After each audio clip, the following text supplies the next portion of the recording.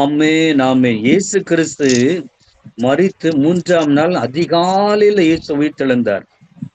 கிட்டத்தட்ட அதிகாலை 3 மணி பிறகு 3லிருந்து 5 மணிக்குள்ள அதிகாலையில இயேசு கிறிஸ்து உயிர்த்தெழுந்தார். உயிர்த்தெழுந்த இயேசு கிறிஸ்து உயிர்த்தெழுந்த அன்றைக்கு சண்டே, ஞாயிற்றுக்கிழமை காலையில உயிர்த்தெழுந்த உடனே எல்லாரும் நல்லா கவனிச்சுக்கோங்க. இயேசு உயிர்த்தெழுந்த உடனே அவருக்கு ஒரு ப்ரோக்ராம் லிஸ்ட் இருந்துச்சு. உயிர்த்தெழுந்த உடனே முதல்ல யாரை சந்திக்கணும், 2வது யாரை சந்திக்கணும், 3வது யாரை பார்த்து பேசணும் அப்படின்னு இயேசு அவருக்குள்ளே ஒரு லிஸ்ட் போட்டு வச்சிருந்தார், ஒரு ப்ரோக்ராம் லிஸ்ட். அப்ப இயேசு உயிர்த்தெழுந்த உடனே முதல்ல சந்திக்கக்கூடியது யாரை சந்திக்கணும்னு இயேசு விரும்பினார்னா, பரலோகத்துல போய் பிதாவினிடத்திலே தன்னுடைய உயிர்த்தெழுந்த சரீரத்தை காண்பித்து, அங்கிருக்கிற தூதர்களிடத்திலே தன்னுடைய உயிர்த்தெழுந்த சரீரத்தை காண்பித்து, அவங்களையெல்லாம் பார்த்துட்டு பேசிட்டு அதுக்கு பிறகு பூமிக்கு வந்து, பூமியிலே என்னோடு பழகினவங்க, சீஷர்கள், தெரிஞ்சவங்க, பழகினவங்களுக்கு, என்னை பின்பற்றினவர்களுக்கு என்னுடைய உயிர்த்தெழுதலின் தரிசனத்தை காண்பிக்கணும் அப்படின்னு இயேசு பிளான் பண்ணியிருந்தார். அதான் அவருடைய திட்டம். ஆனா இங்கே இயேசுடைய பிளானே மாறுற மாதிரி ஒரு சம்பவம் நடந்திருக்கு. என்ன சம்பவம் அப்படின்னா, இயேசு இங்க என்ன இருக்குன்னு நம்ம வாசித்த வசனத்துல மார்க் அந்த 16:9 வாரத்தின் முதல் நாள் இந்த முதலாக இயேசு மகதலேனா மரியாளுக்கு தரிசனமானார் அப்படின்னு எழுதியிருக்கு. அப்ப இயேசுடைய புரோகிராமே மாற்றப்பட்டு விட்டதா என்கிற ஒரு கேள்வி வருகிறது. ஆமா, மாற்றப்பட்டு விட்டது. இயேசுடைய புரோகிராமே மாறி நிற்கிறது. என்ன நடந்துன்னு தெரியுமா உங்களுக்கு? அதாவது ஆண்டவர் இயேசு வாரத்தின் 1ஆம் நாள் அதிகாலையில இங்க அந்த மகதலேனா மரியாள் என்று நான் வாசிக்கிறோம் இல்லையா, அந்த மரியாள் அப்படிதானே பழி இருக்குது. அந்த மரியாள் யாருன்னா அது இயேசுவின் தாய் கிடையாது. அதாவது நீங்க பைபிள்ல மரியாள்னு பலர் இருக்கிறாங்க. அப்போ இந்த மரியாளா அந்த மரியாளான்னு நம்ம குழம்பிட வேண்டாம். நீங்க இஸ்ரவேல் தேசத்துக்கு போனீங்கன்னா அங்க அவங்களுடைய யூத குடும்பங்கள்ல ஒரு வழக்கம் இருக்கிறது. என்ன தெரியுமா? யூத குடும்பங்கள்ல பிறக்கிற பெண் பிள்ளைகள் 2-3 பிள்ளைங்க இருந்தாங்கன்னா அதுல ஒரு பிள்ளைக்கு மரியாளுங்கிற பேரை கட்டாயம் வச்சிருப்பாங்க. அது அவங்களுடைய யூத குடும்ப கலாச்சாரம். ஒரு பிள்ளைக்கு வீட்டுல பிறக்கிற ஒரு பெண் பிள்ளைக்கு மரியாளுங்கிற பேரை நிச்சயம் வச்சிருப்பாங்க. அப்ப அநேக மரியாள்கள் உண்டு. அதே மாதிரிதான் இங்க மரியாள்கள், பைபிள்ல அநேக மரியாள்கள் வித்தியாசமா வருகிறது. இங்க சொல்லப்பட்ட மரியாள், அந்த மரியாளிடத்திலிருந்து இயேசு 7 பிசாசுகளை துரத்தி இருந்தார் என்று எழுதப்பட்டிருக்கு. அப்படின்னா என்ன? அப்ப அந்த மரியாள் இயேசுவை சந்திப்பதற்கு முன்னாடி, இயேசு பூமியில அவர் ஊழியம் செய்து கொண்டிருந்த பொழுது ஒரு நாள் இந்த மரியாளை சந்தித்து அவருடைய வாழ்க்கையில இருந்த 7 பிசாசுகளை துரத்தி இருந்தா. ஒரு பிசாசு இருந்தாலே தாங்காது வாழ்க்கை. 7 பிசாசு ஒரு ஆளுக்குள்ள இருந்தா அந்த வாழ்க்கை என்ன நரகமா இருந்திருக்கும். பார்த்து பாருங்க, எவ்வளவு மோசமா இருந்திருக்கும் இல்லையா? அந்த மரியாள் என்ன நினைச்சிருப்பாங்க? 7 பிசாசோட வாழ்ந்து கொண்டிருந்திருக்கிறாங்க. வாழ்க்கையே இருளா இருந்திருக்கும். 7 பிசாசுகளும் வாழ விட்டுருக்குமா? பைபிள்ல ஆண்டவர் என்ன சொல்றாரு தெரியுமா? சாத்தான் வருகிறான். சாத்தான் எதுக்கு வருகிறான்னா, அவன் திருடவும், அழிக்கவும், கொல்லவுமே சாத்தான் வருகிறான். ஆனா இயேசு சொல்லுகிறார், நான் வருகிறேன். நான் எதுக்கு வருகிறேன் தெரியுமா? நானோ அவைகளுக்கு ஜீவன் உண்டாயிருக்கவும் அந்த ஜீவன் பரிபூரணப்படவும் வந்தேன். ஆமென், ஹல்லேலூயா. இப்ப இயேசு கிறிஸ்து ஒரு ஆளுக்குள்ள வரும் பொழுது அந்த ஆளை வாழ வைக்கிறார். அந்த ஆளுக்குள்ள எத்தனை பிரச்சனை இருந்தாலும் அதை நீக்கி அந்த ஆளை வாழ வைத்து ஆசீர்வைத்து மனுஷியாய் வைத்து அந்த ஆளை சமுதாயத்துல உயர்த்துகிறார். அதுதான் இயேசு கிறிஸ்து. ஆனா சாத்தான் ஒரு ஆளுக்குள்ள வந்துட்டான்னா முதல்ல திருடிடுவான். அந்த ஆளுக்குள்ள இருந்து சமாதானத்தை திருடுவான், பரிசுத்தத்தை திருடுவான், நம்பிக்கையை திருடிடுவான், ஜப வாழ்க்கையை திருடிடுவான், ரட்சிப்பை திருடிடுவான். அவன் அந்த ஆளுக்குள்ள இருக்கிற எல்லா ஆவிக்குரிய காரியங்களையும், நன்மைகளையும், சரீர ஆரோக்கியம், நிம்மதி எல்லாவற்றையும் திருடிடுவான். திருடினது மாத்திரம் இல்ல, திருடின பிறகு இன்னொரு காரியம் செய்வானா, அவன் அந்த ஆளை கொல்லுவான் என்று சொல்லப்பட்டிருக்கிறது. கொன்று அழிச்சே போட்டுட்டு தான் போவானா. அதுதான் சாத்தானுடைய வேலை. அவன் திருடவும், அழிக்கவும், கொல்லவும் வருகிறான். அதான் பிசாசுக்கு இடம் கொடாதீங்க, எதிர்த்து நில்லுங்கள் என்று ஆண்டவர் சொல்லுகிறார். பிசாசுக்கு ஒருத்தர் இடம் கொடுத்துட்டா வாழ்க்கையே ஒண்ணு இல்லாம ஆக்கிட்டு தான் போவான். ஆனா இயேசு சொல்லுகிறார், நானோ அவைகளுக்கு ஜீவன் உண்டாகவும் அது பரிபூரணம் அடையணும், அதுக்காக வந்தேன். இயேசு எவ்வளவு நல்லவர் பாருங்க. அந்த இயேசு இன்றைக்கு நம்மிடத்திலே வருகிறார், நம்மை நிரப்புகிறார், நம்மை வாழ வைக்க இயேசு வருகிறார். ஆமென். அப்ப இந்த மரியாள் 7 பிசாசுகளோட வாழ்ந்து கொண்டிருந்தாங்க. 7 பிசாசு அவங்க வாழ்க்கையை அழிச்சு கொண்டிருந்தது, நிர்மூலமாக்கி கொண்டிருந்தது, நரக வாழ்க்கையா இருந்தது. அவங்களுக்கு நம்பிக்கையே இல்லை. இனி இந்த பூமியில எனக்கு ஒரு எதிர்காலம் இல்லை, இனி இந்த பூமியில எனக்கு ஒரு வாழ்க்கை இல்லை, இனி நான் வாழ முடியாது, இந்த பிசாசுகளோட வாழ்ந்து இப்படியே வாழ்க்கை முடிய வேண்டியதான் என்கிற அவங்களே முடிவுரை எழுதிட்டாங்க. அப்படிப்பட்ட நிலையிலிருந்து அந்த மரியாளை இயேசு குணமாக்கினார். ஆமென். இயேசு சிலுவைக்கு போவதற்கு முன்னாடி அந்த மரியாளை சந்தித்து அந்த பிசாசுகளை துரத்தி அவங்களுக்கு ஒரு நல்ல வாழ்க்கை, நல்ல எதிர்காலம் கொடுத்தார். இதெல்லாம் அந்த மரியாள் பாக்குறாங்க. இயேசுடைய சீசர்கள் இருந்தாங்க, எத்தனையோ பெரிய பெரிய ஆட்கள், பிரதான ஆசாரிகள் இருந்தாங்க, வேதபாரகர் பரிசேயர்லாம் உயர்ந்தவங்க இருந்தாங்க, தலைவர்கள் இருந்தாங்க.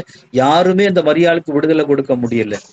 அங்க எருசலேம்ல தேவாலயம் இருந்தது, பலி செலுத்துறவங்க இருந்தாங்க, ஒருத்தருமே விடுதலை கொடுக்க முடியல. இயேசு ஒருத்தர் தான் அந்த அம்மாவுக்கு வாழ்வு கொடுத்தார். ஆமென். அதனால அந்த மரியாள் என்ன நினைக்கிறாங்கன்னா, எனக்கு இந்த உலகத்துல நான் உயிரோட வாழ்கிறேன் என்று சொன்னால் அது ஆண்டவராக இயேசு கிறிஸ்துவினால தான். அவர் தான் எனக்கு இந்த வாழ்க்கையை கொடுத்தது. அவரை அடிச்சுட்டாங்களே, அவரை கொன்னுட்டாங்களே, அவரை சிலுவையில அடிச்சுட்டாங்களே, அவரை கொண்டு அடக்கம் பண்ணிட்டாங்களே சொல்லி எப்படியாயிலும் 3வது நாள் அந்த அதிகாலையில அவங்க ஓடி வர்றாங்க. அவர் உயிர் தெழுவார், ஏற்கனவே அவங்களுக்கு செய்தி தெரிஞ்சிருக்குது, இயேசு உயிர் தெழுவார் 3வது நாள்ல. அதனால 3வது நாள்ல அதிகாலையில, ஞாயிற்றுக்கிழமை அதிகாலையில ஓடோடி வர்றாங்க. உங்களுக்கு தெரியுமா, அவங்க அந்த மரியாள் ஒரு பெண், அதிகாலை இருட்டு நேரம், ஒரு பெண் இருட்டு நேரம் வெளியில வரக்கூடாது. அவங்க கலாச்சாரத்துல, யூத கலாச்சாரத்துல அப்படி வெளியில. இன்றைக்காவது நமக்கு லைட் வசதி இருக்குது. இன்றைக்கு நமக்கு ரோடுகள்ல நீங்க ராத்திரி எந்த நேரம் வெளியில வந்தாலும், ரோட்டுக்கு வந்தாலும் ரோட்ல லைட் எரிஞ்சிட்டு இருக்குது இல்லையா? நைட் 1 மணியோ 2 மணியோ 4 மணியோ 3 மணியோ எல்லா நேரமும் லைட் எரியுது. ஆனா அந்த காலம், இயேசு கிறிஸ்துவுடைய காலத்துல லைட் வசதி கிடையாது. உள்ள இருள் சூழ்ந்த நேரம். அந்த இருள் சூழ்ந்த நேரத்துல இந்த மகதலேனா மரியாள் வெளியில வர்றாங்க. அவங்களுக்கு ஆபத்து இருக்கிறது. வெளியில வந்தா என்ன நடக்கும் சொல்ல முடியாது. அந்த இருட்டு நேரத்துல பெண்கள் வெளியே வரக்கூடாது, வர முடியாது. வந்தா அவங்களுக்கு பாதுகாப்பு கிடையாது. இதெல்லாம் அந்த மகதலேனா மரியாளுக்கு நல்லா தெரியும். தெரிந்தாலும் அவங்க என்ன நினைச்சாங்க, என்ன நேர்ந்தாலும் பரவாயில்லை, என்ன நடந்தாலும் பரவாயில்லை, எனக்கு வாழ்வு கொடுத்த அந்த இயேசுவை நான் போய் சந்தித்தே ஆகணும். அதனாலதான் அதிகாலையில இருட்டோட எழும்பி ஓடோடி கல்லறைக்கு வர்றாங்க. கல்லறையில பார்த்தா என்ன நடக்குது, அந்த கல்லறையில பார்த்தா ஒண்ணுமே இல்லை. ஆமா, கல்லறை திறந்து கிடக்குது. உள்ள அந்த சீலை, இயேசுவை மூடி இருந்த சீலை துணி கிடக்குது. உள்ள இயேசுடைய சரீரம் ஒண்ணுமே இல்லை. பயந்துட்டாங்க, பதறி போய் என்ன பண்றாங்களாம், இயேசு கிறிஸ்துவோடு சீசர்கள் இருந்தாங்க பாத்தீங்களா, அந்த சீசர்கள் இருக்கிற இடத்துக்கு போய் ஓடோடி போய் சொல்றாங்க, இந்த மாதிரி நான் கல்லறைக்கு போனேன், கல்லறையில இயேசுவின் சரீரம் இல்லை, இயேசு அங்க இல்லை, அப்படி அந்த துணிதான் இருந்துச்சு, என்னன்னு தெரியலன்னு சொல்லி சொன்னதும் அந்த சீசர்கள் எல்லாரும் கூட திரும்ப அவங்க அங்க இருந்து ஓடி வர்றாங்க. இந்த அம்மா போய் சொல்லிதான் அவங்களே வர்றாங்க. உங்களுக்கு தெரியுமா, இயேசுவோடு கூட இருந்த அந்த சீசர்கள் 3.5 வருஷம் இயேசுவோடு இருந்தவங்க, நியாயமா முதல்ல யார் வந்திருக்கணும், அந்த சீசர்கள் தான் வந்திருக்கணும் இல்லையா? ஆமா. ஏன்னா அவங்க தானே கூடவே இருந்து ரொம்ப பழகினவங்க இல்லையா? கூடவே இருந்து நெருங்கி பழகினவங்க அவங்க தானே. உங்களுக்கு நெருக்கமான ஒருத்தங்க ரொம்ப பழகினவங்க, ரொம்ப ஒரு கஷ்டம்னா நீங்க தானே உடனே முதல்ல ஆளா ஓடி போவோம் இல்லையா? இந்த இயேசு மரித்த இவர் உயிர்த்தெழுற அன்னைக்கு அந்த சீசர்கள் தான் முதல்ல ஓடி வந்திருக்கணும். அவங்க வரல, அவங்க எல்லாம் வராம. ஆனா இந்த மரியாள் இருட்டோட ஓடி வந்து பார்த்து அவங்ககிட்ட போய் சொல்லி, அவங்க திரும்ப சீசர்கள் எல்லாரும் ஓடி வர்றாங்க. ஓடி வந்து பார்த்தா இயேசுவை காணல. சரி அப்படின்னு பார்த்துட்டு அந்த சீசர்கள் என்ன பண்ணாங்களா, திரும்ப அவங்க வீட்டுக்கு போயிட்டாங்க. ஆனா இந்த மரியாள் மாத்திரம் என்ன பண்ணாங்களா, வீட்டுக்கு போகாம கல்லறையின் அருகே வெளியே அப்படியே நிக்கிறாங்க. யோவான் சுவிசேஷம் 20ஆம் அதிகாரம் 11ஆம் வசனம். யோவான் 20ஆம் அதிகாரம் 11ஆம் வசனம். மரியாள் கல்லறையின் அருகே வெளியே நின்று அழுது கொண்டிருந்தாள். அவள் அப்படி அழுது கொண்டிருக்கையில் அவள் குனிந்து கல்லறைக்குள்ளே பார்த்து, பாருங்க, கூட அந்த சீசர்கள் எல்லாரும் திரும்ப ஓடி போயிட்டாங்க. இருட்டு நேரம், யாருமே இல்லை. ஆனா அந்த மரியாளோ, மகதலேனா மரியாளோ அழுதுகிட்டே கல்லறையின் பக்கத்துல நிக்கிறாங்க. உள்ள பார்த்த உள்ள 2 தூதர்கள் இருக்கிறாங்க. ஒருத்தன் தலைமாட்டில், ஒருத்தர் கால் மாட்டில், ஒருத்தர் உட்கார்ந்து இருக்கிறாங்க. அந்த தூதர்கள் மரியாளை பார்த்து சொல்றாங்க, ஏன் நீ அழுகிறாமா, ஏன் அழுகிறாய்? அப்ப அவங்க சொல்றாங்க, என் ஆண்டவரை எடுத்துட்டு போயிட்டாங்க, அவரை வச்ச இடம் எனக்கு தெரியல, எங்க கொண்டு வச்சிருக்கிறாங்களோ தெரியல அப்படின்னு சொல்லி அழுகுறாங்க. பாருங்க, மரியாள், மகதலேனா மரியாள் அழுது அழுது ஆண்டவரை தேடுறாங்க. அவங்க அழுது ஆண்டவரை தேடுற அளவுக்கு அவங்களுக்கு என்ன, அப்படி என்ன விசேஷம், என்ன அவங்களுக்குள்ள அவ்வளவு ஒரு அழுக வந்தது? அதுதான் அவங்களுக்கு என்ன அழுக வந்தது அவங்களுக்கு நினைச்சு பாக்குறாங்க. 7 பிசாசுகளோட வாழ்ந்து கொண்டிருந்த எனக்கு ஒரு வாழ்க்கையை கொடுத்தாரு இந்த இயேசு. அந்த இயேசுவை எப்படியா நான் பார்த்து ஆகணும். அவரை அடிச்சுட்டாங்க, கொன்னுட்டாங்கன்னு சொன்னா அவங்களால தாங்கி கொள்ள முடியல. அதுதான் பாருங்க உண்மையான முழு மனசோடு ஆண்டவரை தேடுறது. யாருக்கு அதிகமான விடுதலையும் நன்மையும் கிடைத்திருக்கோ அவங்க முழு மனசா கர்த்தரை தேடுவாங்க. அந்த சீஷர்கள் சொன்ன பாத்தீங்களா, அவங்களா வந்துட்டு திரும்ப ஓடிட்டாங்க. அப்ப இதுல இருந்து நல்லா தெரியுது, சீஷர்கள் இயேசுவோட இருந்தாலும் முழு மனசா அவங்க கூட இல்ல. அது உண்மைங்கிறது தெரியுது இல்லையா? என்ன ஒரு பரிதாபமான பாருங்க. இதுல இருந்து என்ன தெரியுதுன்னா, இயேசு உயிர் தெழுந்த பிறகு முதல் தரிசனம் பெண்களுக்கு தான். ஆண்களுக்கு முதல் தரிசனம் இல்ல. இதுல இருந்து தெரியுது, ஆண்களை விட பெண்கள் தான் முழு மனசு ஆண்டவரை தேடுறாங்களோ என்னவோ தெரியல. ஆனா இந்த அம்மா அப்படிதான். ஆண்டவருக்கு மகிமை உண்டாவதாக. ரொம்ப ஆச்சரியமா இருக்கிறது. கர்த்தருக்கு மகிமை உண்டாகும். பாருங்க, இந்த அம்மா அவ்வளவு தூரம் வந்து அழுது அழுது தேடுறாங்க. அந்த நேரத்துல என்ன நடந்து தெரியுமா? இயேசு அங்க வந்து நிக்கிறார். உயிர் தெழுந்த இயேசு வந்து நிக்கிறார். ஆனா இந்த அம்மாவுக்கு இயேசுதான் நிக்கிறாங்கிறது தெரியல. உடனே இயேசுவே அவங்க இந்த அம்மாவை பார்த்து சொல்றாரு. என்ன சொல்றாருன்னா, ஸ்திரியே, ஏன் அழுகிறாய், யாரை தேடுகிறாய்? 15ஆம் வசனத்துல இயேசு அந்த அம்மாவை பார்த்து சொல்லுகிறார், பேசுகிறார். இயேசு பேசினா கூட அந்த அம்மாவுக்கு இயேசுதான் என்கிட்ட பேசுறாருங்கிறது கண்டுபிடிக்க முடியல. ஏன் கண்டுபிடிக்க முடியலன்னா, அங்க வந்து இருட்டு நேரம், இருள் சூழ்ந்த நேரம், அதிகாலை இந்த 4 மணி அந்த மாதிரி இருள் சூழ்ந்த நேரம், ஒண்ணுமே தெரிய மாட்டேங்குது. அப்ப இயேசு கேட்கிறார், ஏம்மா அழுகிறாய், யாரை தேடுறாய்? அப்ப அந்த மரியாள் என்ன நினைக்கிறாங்கன்னா, என்கிட்ட பேசுற இந்த ஆளு இவர் தான் இந்த கார்டனுக்கு வேலை செய்யற தோட்டக்கார் போல தெரியுது. இந்த தோட்டக்காரர் என்கிட்ட கேட்கிறாரோ அப்படின்னு. அப்ப இந்த அம்மா என்ன சொல்றாங்க அவர்கிட்ட, அவரை தோட்டக்காரன் நினைச்சிட்டு, ஐயா அவரை காணலையே, இயேசுவை காணலையே, நீர் அவரை அவரை எடுத்துட்டு போயிருந்தீங்கன்னா அந்த இடத்த எனக்கு சொல்லு, நான் போய் அவரை எடுத்துக்கொள்கிறேன் அப்படின்னு வேற கேட்கறாங்க. இப்படி பேசிட்டு இருக்கும் பொழுது இயேசு அந்த மரியாளை பார்த்து மரியாளேன்னு சொல்லி தன்னை வெளிப்படுத்துகிறார். உயிர்த்தெழுந்த இயேசுவே தன்னை வெளிப்படுத்துகிறார். அப்போ அந்த மரியாள் சொல்றாங்க, போதகரேன்னு சொல்லி.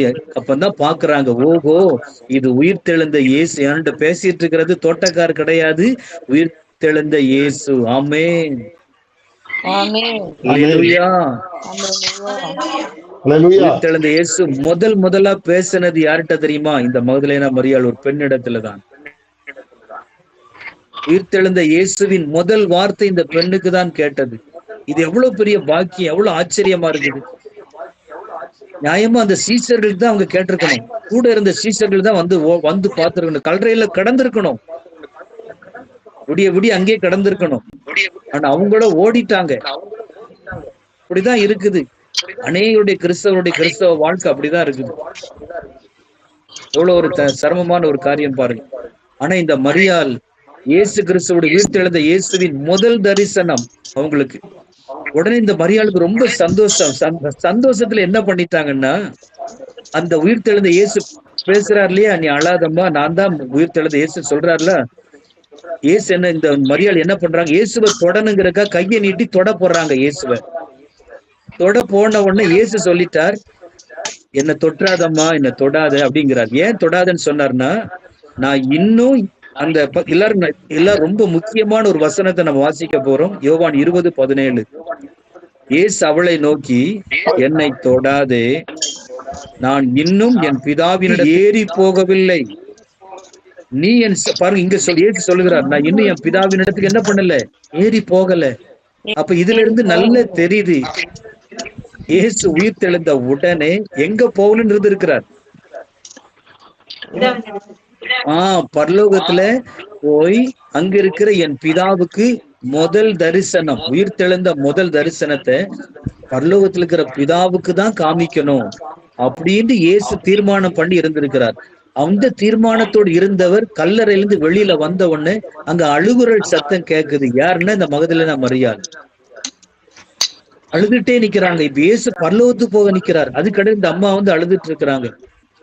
நல்லா கவனிங்க. இப்ப இயேசுவுக்கு முன்னாடி ரெண்டு காரியம் வந்து நிக்குது. இயேசு முதல்ல பரலோகத்துல இருக்கிற என் பிதாவிடத்துல போய் தான் என்னுடைய உயிர் தெழுந்த சரீரத்தை முதல்ல நான் காமிக்கணும், அதுதான் என் திட்டம். அதுக்கடையில இந்த மரியாள் வந்து அழுகுறாங்க. இவங்க பேசாம அழுதுட்டு இருக்கட்டும், நான் பரலோகத்துக்கு போயிட்டு வர்றேன் அப்படின்னு இயேசு என்ன செஞ்சிருக்கலாம், போயிருக்கலாம். இங்க இயேசு கிறிஸ்துவுக்கு ஒரு முக்கியம் எது? பரலோகத்துல இருக்கிற பிதா முக்கியமானவரா அல்லது அழுதுட்டு இருக்கிற மரியாள் முக்கியமானவங்களா? சொல்லுங்க. பதில நீங்க எவ்வளவு கரெக்டா சொல்றீங்க. பரலோகத்தில் இருக்கிற இயேசு கிறிஸ்துவுக்கு யார் முக்கியம்? பரலோகத்தில் இருக்கிற பிதாதான் முக்கியம். அப்ப இயேசு உயிர் தெழுந்த உடனே முதல்ல அவர் அவர் செய்வதற்கு ரெடியா இருந்தது பரலோகத்துல போய் பிதாவிடத்துல தன் உயிர் தெழுந்த சரீரத்தை காண்பிச்சு, அதுக்கு பிறகு கீழே வந்து மனுஷர்களுக்கு மனுஷிகளுக்கு தன்னை பின்பற்றினவங்களுக்கு காமிக்கணும்னு அவர் ப்ரோக்ராம் லிஸ்ட் போட்டு வச்சிருந்தார்.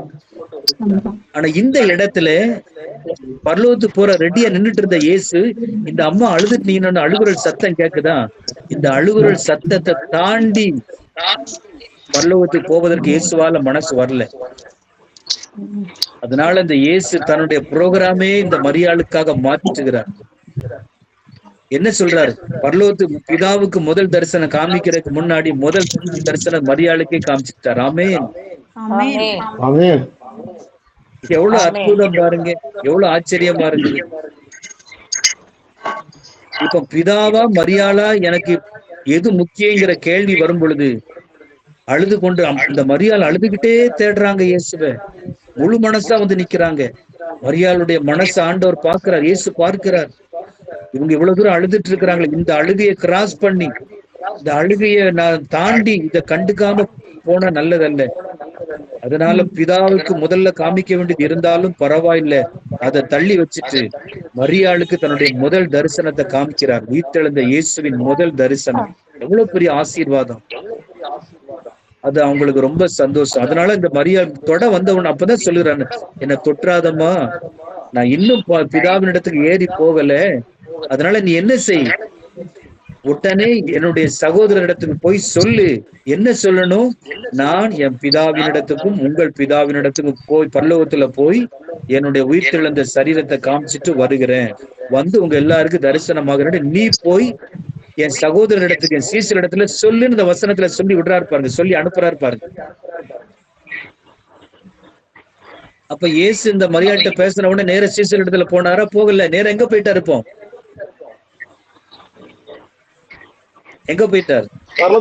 கரெக்டா, பரலோகத்துக்கு போயிட்டார். பரலோகத்துல போய் பிதாவினிடத்துல தன்னுடைய தரிசனத்தை காமிச்சிட்டு, உயிர்த்தெழுந்த இயேசு தன்னுடைய முழு தரிசனத்தை காமிச்சிட்டு, அப்ப ரெண்டாவது தரிசனம் தான் பிதாவுக்கு.